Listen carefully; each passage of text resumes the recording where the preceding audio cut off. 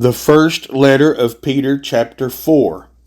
Therefore, since Christ suffered for us in the flesh, arm yourselves also with the same mind.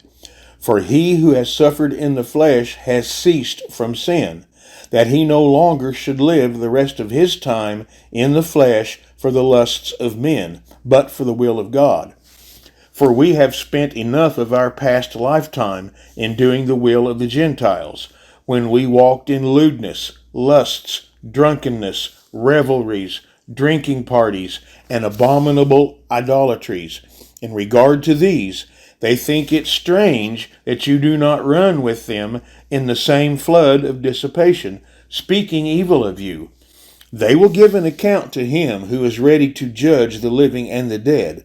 For this reason the gospel was preached also to those who are dead, that they might be judged according to the men in the flesh, but live according to God in the Spirit. But the end of all things is at hand. Therefore be serious and watchful in your prayers, and above all things have fervent love for one another. For love will cover a multitude of sins. Be hospitable to one another, without grumbling. As each one has received a gift, minister it to one another, as good stewards of the manifold grace of God. If anyone speaks, let him speak as the oracles of God. If anyone ministers, let him do it as with the ability which God supplies, that in all things God may be glorified through Jesus Christ, to whom belong the glory and the dominion forever and ever. Amen.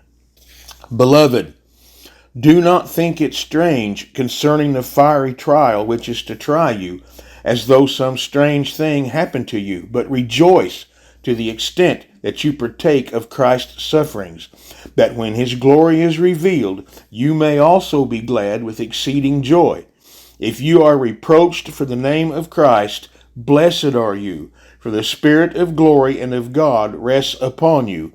On their part he is blasphemed, but on your part he is glorified. But let none of you suffer as a murderer, a thief, an evildoer, or a busybody in other people's matters. Yet if anyone suffers as a Christian, let him not be ashamed, but let him glorify God in this matter. For the time has come for judgment to begin at the house of God, and if it begins with us first, what will be the end of those who do not obey the gospel of God? Now, if the righteous one is scarcely saved, where will the ungodly and the sinner appear? Therefore, let those who suffer according to the will of God commit their souls to him in doing good, as to a faithful Creator.